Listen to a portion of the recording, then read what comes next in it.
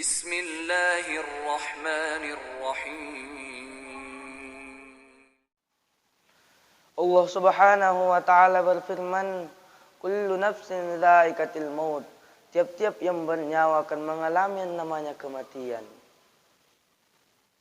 Kematian tidak memandang pangkat, tidak memandang jabatan, tidak memandang tempat dan waktu, suka dan tidak suka, mau atau tidak mau. Kematian akan tetap mendatangi. Al-mautu babu wa kullin nas dakhiluhu. Kematian adalah pintu untuk menuju perjalanan, menuju perjalanan kepada kehidupan yang nyata yang akan dialami oleh semua manusia. Saudaraku muslim yang seiman, yang insyaallah dirahmati oleh Allah Subhanahu wa taala. Pada suatu hari datang malaikat maut menjadi tamu di Nabi Sulaiman alaihi salam. Lalu malaikat maut mengucapkan salam dan duduk bersama tamu-tamu yang lain. Setelah itu malaikat maut memandang seorang laki-laki dengan pandangan yang tajam. Dan tak lama kemudian malaikat maut keluar dan pergi. Lalu seorang laki-laki itu bertanya kepada Nabi Sulaiman, "Wahai Nabiullah, siapakah dia?" Lalu Nabi Sulaiman menjawab, "Dialah yang memisahkan manusia dengan orang yang dicintainya, yaitu malaikat maut." Lalu seorang pria itu berkata kepada Nabi Sulaiman, "Wahai Nabiullah, aku melihat dia memandang saya dengan tatapan yang tajam. Aku takut jika ia mencabut nyawaku. Wahai Nabiullah, bantulah saya agar saya terhindar dari cengkramannya." Lalu Nabi Sulaiman alaihissalam bertanya kepada seorang laki-laki itu, "Bagaimana saya menolongmu?" Lalu seorang laki-laki itu berkata kepada Nabi Sulaiman alaihissalam, "Perintahlah anginmu untuk membawaku sampai ke ujung negeri Hindia." Lalu Nabi Sulaiman memerintahkan angin untuk membawa seorang laki-laki ini menuju ke hujung negeri Hindia. Setelah sampai di hujung negeri Hindia, seorang laki-laki itu bertemu lagi dengan malaikat maut. Lalu dicabutlah nyawanya. Setelah dicabut nyawanya, malaikat maut kembali ke Nabi Sulaiman. Lalu Nabi Sulaiman bertanya kepada malaikat maut, "Mengapa engkau menatap seorang laki-laki itu dengan tatapan yang tajam?" Lalu malaikat maut menjawab, "Saya merasa heran karena saya diperintahkan untuk mencabut nyawanya di negeri Hindia. Pada saat itu tempatnya sangat jauh. Tak lama kemudian saya melihat ada angin yang membawa seorang laki-laki itu sampai ke ujung negeri Hindia. Lalu kucabut nyawanya sebagaimana yang telah ditakdirkan Allah Subhanahu wa taala kepadanya." Saudaraku muslim yang seiman, yang insyaallah dirahmati oleh Allah Subhanahu wa taala. Dalam kisah ini kita dapat mengambil pelajaran bahwa dimanapun kita, ketika kita menghindari kematian, maka kematian akan tetap mendatangi kita. Allah Subhanahu wa taala berfirman, "Qul innal mautal ladzi tafirruna minhu fa innahu mulaqikum." Katakanlah, sesungguhnya kematian yang kamu hindari daripadanya, kematian akan tetap menemukanmu.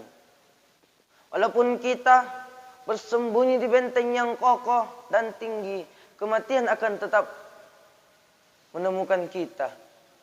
Aina ma takunu yudarikumul maut walau kuntum fi burujim musyayyada. Dimanapun kamu bersembunyi di dalam benteng yang kokoh dan tinggi, kematian akan tetap memenuhimu. Saudaraku muslim yang seiman, insyaallah rahmat oleh Allah Subhanahu wa taala. Oleh karena itu, marilah kita memperbanyak amal ibadah kita dan mengeluarkan harta kita ke jalan Allah Subhanahu wa taala. Karena ketika kita mengeluarkan harta kita ke jalan Allah Subhanahu wa taala, maka Allah Subhanahu wa taala akan menggantikannya dengan lebih banyak lagi. Namun sebaliknya, jika kita mengeluarkan harta kita hanya untuk dunia, ingatlah. Maka ingatlah, dunia hanya memberikan kamu satu, yaitu tempat liang lahat. Yang dimana tempat itu adalah tempat yang paling gelap dan sunyi. Saudaraku muslim yang seiman, yang insyaallah dirahmati oleh Allah Subhanahu wa taala. Pada saat kita meninggal dunia, lalu dibawalah kita ke tempat liang lahat. Ada 3 yang mengantar kita, yaitu keluarga, harta dan amal. Dan yang akan pulang adalah keluarga dan harta. Yang akan tinggal menemaninya adalah amalnya. Ketika amal kita baik, maka kita akan merasakan terangnya di alam itu. Dan apabila amal kita buruk, maka tempat itu sangatlah gelap. Saudaraku muslim yang seiman, insyaallah dirahmati oleh Allah Subhanahu wa taala. Sebagaimana sabda Rasulullah sallallahu alaihi wasallam, yatba'ul mayyita thalatha wa yarji'u ithnani wa yabqa minhu wahidah. Wa yatba'uhu ahluhu wa maluhu wa amaluhu fayarji'u ahluhu wa maluhu wa yabqa amaluhu. Yang mengantar mayat ke kubur ada 3, yaitu keluarga, harta dan amalnya.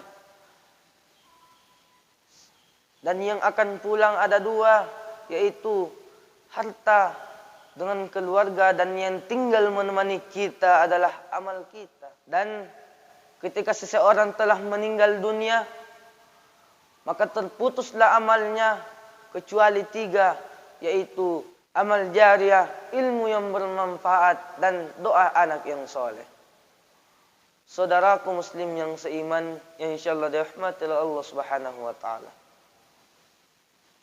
Oleh karena itu, marilah kita menghasabah diri kita, memperbaiki diri kita sebelum kematian menjemput kita. Karena ketika kematian telah menjemput kita, maka kita tidak bisa bernegosiasi. Walikulli ummatin ajal. Setiap umatku, kata Allah Subhanahu wa taala, mempunyai ajal. Fa idza jaa ajaluhum la yastakhiruna sa'atan wa la yastaqdimun. Yang dimana ketika ajal itu datang, maka kita tidak bisa menunda dan mempercepatnya. Datang malaikat maut akan dicabut nyawa kita. Tunggu dulu, tunggu. Saya ingin bersujud kepada Allah Subhanahu wa taala. Itu tidak mungkin. Karena setiap jam yang telah ditentukan, setiap menit dan detik, maka itulah kematian Anda. Saudaraku muslim yang seiman, yang insyaallah dirahmati oleh Allah Subhanahu wa taala.